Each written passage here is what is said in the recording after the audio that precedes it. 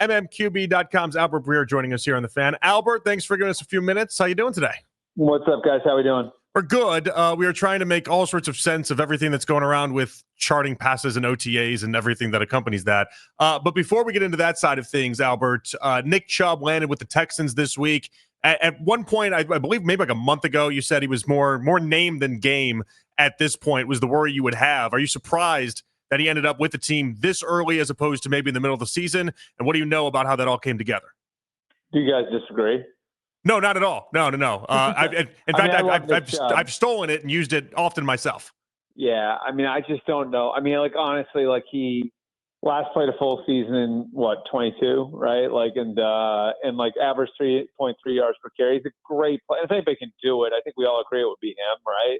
Like, anybody can overcome all of that, but it's just, you take age, mileage, injury history, you take all of it into account. It's just hard to see him being, what he was a few years ago. Again, like, that's just going on history. So yeah, I mean, I think I figured it probably happened in training camp, but it's good for these guys, some of the older veteran players, to get in, before the summer break. So, like, being able to latch onto a team and, maybe, like, there won't be the most opportunity there. They've already got Joe Mixon there, of course, but, like, the chance to kind of carve out a role and get the playbook and put yourself in position to hit the ground running when training camp starts, all that's good stuff, So it's a little earlier than I expected. I probably would have guessed, you'd be looking at, beginning of training camp. But yeah, here we are, and he's a Texan. Did you ever think that we would get to the point where he wouldn't be in the league anymore? Because I can't lie, like, at some point it crossed my mind that, maybe Nick Chubb's just done. Yeah, I mean, I think you have to consider those things, and sometimes it's not just that a guy can't find work. It's that, like, if a guy's financially set and has had some injury history, you get a little selective, So sometimes it could be like, just, I don't want to just go play to play. Like, I want to find an ideal situation. Now, for Nick Chubb, the good thing is that he's going to a team that's been in the playoffs the last 2 years, won the division the last 2 years. And, like, you look at it, like, it's interesting. I mean, people talk about the Texans season last year like it was a dumpster fire. They were down by 1 point going in the fourth quarter at Arrowhead in the divisional round. So I'd say it's a place, like, where you got a lot of young rising talent on the roster in a place that's now won playoff games. And I don't see why, if you're them, or why if you're him, you wouldn't look at this as a great opportunity, and maybe it's a plus for him too, that there's another veteran back there in Joe Mixon, so he won't have to carry as high a load, or heavy a load. I think it's a good situation for him, a good situation for the Texans, low risk for the Texans, of course, and gives you a little insurance against another guy who, of course, has a lot of mileage on his legs.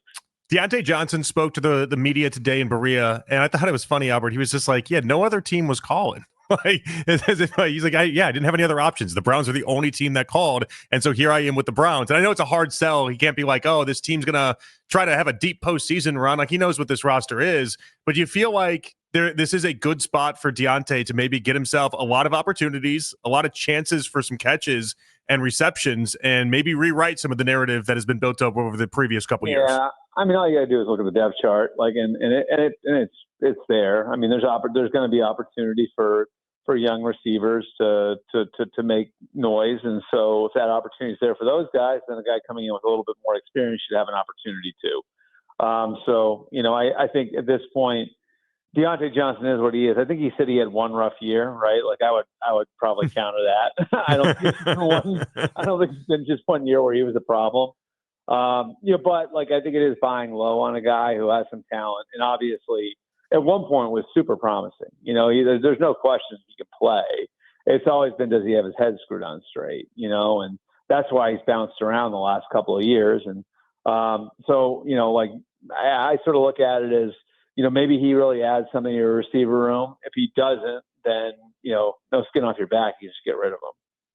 We have spent a lot of time today talking about the quarterback situation. Obviously, there are 4 of them in minicamp right now. And so much of Shedeur and Dillon Gabriel has been, Shedeur looks really good every day, and Dillon Gabriel looks a little bit better every day. And this isn't real football. It's guys in helmets and shorts and T-shirts. So how much does looking good on June 11th matter? More than it would for an international quarterback competition, I would say. Because I do think, and Kevin sort of alluded to this too, like he's not backing away from like, we're evaluating now. Like we're having him compete now, and I think part of it is it's interesting because I think I said to you guys a month ago, 2 months ago, like, do you think Joe Flacco is going to step aside and not want to take reps when other guys are getting work? And he's obviously agreed to do that now. Mm-hmm. Like he knows it's going to be part of the mix. You know what I mean? Like, so I think that's why they're repping these guys and trying to figure out like what level they can play at. And by the way, it's not just can you compete to be the starter. It's also like, can one of these guys be the backup, because that obviously can determine like who you're keeping. Like if you do think like, let's forget about Shedeur or Dylan Gabriel being the starter.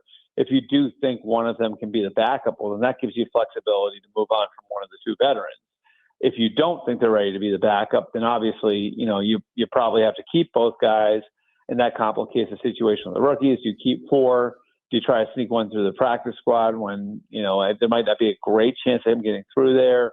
So I think like for right now, like the idea is we need to identify who can legitimately win the job at the beginning of September, and then just have those guys, taking most of the reps in the summer. Doesn't mean a guy can't improve over the next 6 weeks, but I think it's a little impractical to go into the end of July with a wide open 4 quarterback competition.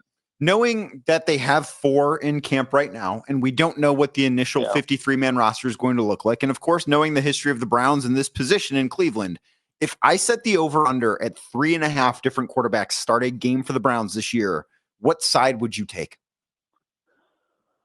I'd say under. I mean, I don't know. If they win, it's a non-issue. You know what I mean? Like, and I got asked on another show this week about Flacco and is Shedeur going to start a game this year? And I really believe this, guys. Like, I don't think it's just a function of how Flacco plays; it's how the team plays. Because as long as the team is in contention, Kevin Stefanski to be able to kind of keep his guys playing, you got to play the best player. You know what I mean? Like, as long as you're playing games that matter, like it's incumbent on you to go and play the best guy. And like, if that guy's Joe, great. If it's Kenny, great. If it's one of the rookies, great. Like, but you do owe it to the other guys in the locker room to give them the best option for as long as you're in contention. If you start experimenting, they're going to know about it. That's going to be a problem for you. So I think that part of it, like, to me, like how many quarterbacks are going to take real snaps this year is a function of where the team is at.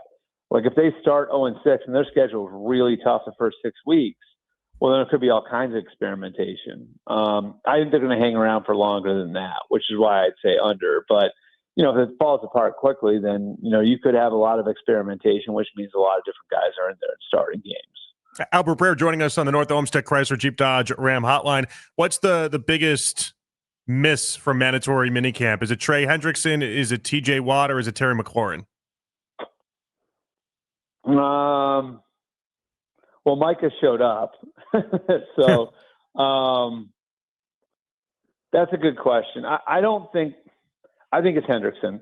I think Watt and McLaurin are going to be taken care of. And I think like this is probably mostly just posturing right now. Terry is too important to what the Commanders have built. Terry has invested too much into that franchise. I just don't see any other result of them getting something done. And TJ Watt's been beat up, but he has played 17 games the last 2 years. He does have over 30 sacks the last 2 years. And, I think beyond just that, like the fact that he can still play, there's also, the fact that he just went and got Aaron Rodgers puts everybody into win now mode. Like there's a new sense of urgency when you go and get Aaron Rodgers. And I find it pretty hard to believe that you could be playing games with TJ Watt in the middle of August and messing with that when you got so much on the line this year. So I'd say it's Hendrickson, just because that's the most complicated one. That's the one that's lasted 3 off seasons. That's the one that's the most contentious. So I'd say it's Hendrickson. With Aaron Rodgers now being in Pittsburgh, and I think that part of what he was in New York last year is overblown. Like, he wasn't as bad as that Jets record may suggest. But if he's the same guy for the Steelers that he was last year for the New York Jets, what do you think their ceiling is? I mean, you're talking about the guy in December or the guy in September? The guy in September. The guy in September is not great. The guy in December was starting to look like himself again. So like, I think those are two different things. Like, I think if like the guy that played against the Texans on Halloween night, I had the Patriots game early in the season. The Patriots were terrible, so I don't know if you even count that one. But the Jaguars game at the end of the year, he made some real high level throws. The way he played against Miami, like there were enough signs there where like, he had the Achilles he's coming back from, then he hurts his hamstring. So he's dealing with a lot of things early in the year and kind of getting his footing back underneath him. If what the Steelers are betting on comes true, I think, you've got a pretty high level quarterback out there. Like, I think the guy can still really throw it. I think the Steelers offensive line has a chance to be pretty good. Like, they've spent a lot of capital building that thing up. The 2 first-round tackles they have, I think, have a chance to be good. Broderick Jones and Troy Fatano, who didn't even play for them last year because of the injury. Zach Frazier, I think, has got a chance to be maybe one of the best young centers in all of football this year. And you got DK Metcalf. So I think that there's a good infrastructure around him, good coaching around him. Like, I think he has a chance to be pretty good this year. Like, is he going to be, Allen, Mahomes, Burrow, Jackson? Probably not. But I think he could definitely be in the level right below if what we saw in December was real and if he can stay healthy. What'd you make of Chris Sims quickly? And you don't have to if you don't want to, but Chris Sims saying Mahomes is his 4th best quarterback for the upcoming season? Oh, did he say that? Yeah. Yeah, he's got him 4th. I love Chris because Chris doesn't give a crap what anyone else thinks. You know what I mean? Like, yeah. And I really respect that because I think look, like, I've been in these situations before. I'll give you guys a great example. Like, I don't know if you guys saw my mock draft a day before. I think it went up on the Wednesday of draft week, right? But I didn't have Shedeur in the first round, and it really looks really smart right now. But I would tell you, like, I had a good idea. There's a really good chance he was going to fall out. But like, there was that in the back of my head, like, I'm going to look like a real idiot if I don't put him somewhere here, and he winds up going, right? Yeah. So I really battled with that a little bit, like, and I know other people who really know what they're doing with this stuff. Like, I know a couple other guys that did like sort of the same thing, like where like you're thinking about those things, and I know when you're putting together these lists, there's always that like, well, this is going to be a lot less trouble for me if I do this. Now, I'm not saying I'm a hero for leaving Shedeur out of the first round because I've definitely done those things before where I've like kind of been like, like, do I really want to like kick that hornet's nest? But I like, look, like, if that's what Chris really believes, I know people think he's stirring, by doing this. But if that's what he really believes, like, I don't have any problem with it. I like dissenting opinions. So would I put Mahomes number 4? To be clear, no, I wouldn't. But I do respect people who are willing to stick their neck out there and evaluate these things independently. I'm not a scout, so I don't do the same sort of evaluating of things that Chris does. But no, I respect somebody having the what to do that. Yeah, no question. Albert, fantastic insight as always. We appreciate you giving a few minutes, and we'll catch up with you later. Thank you. Thanks, guys. Have a good one.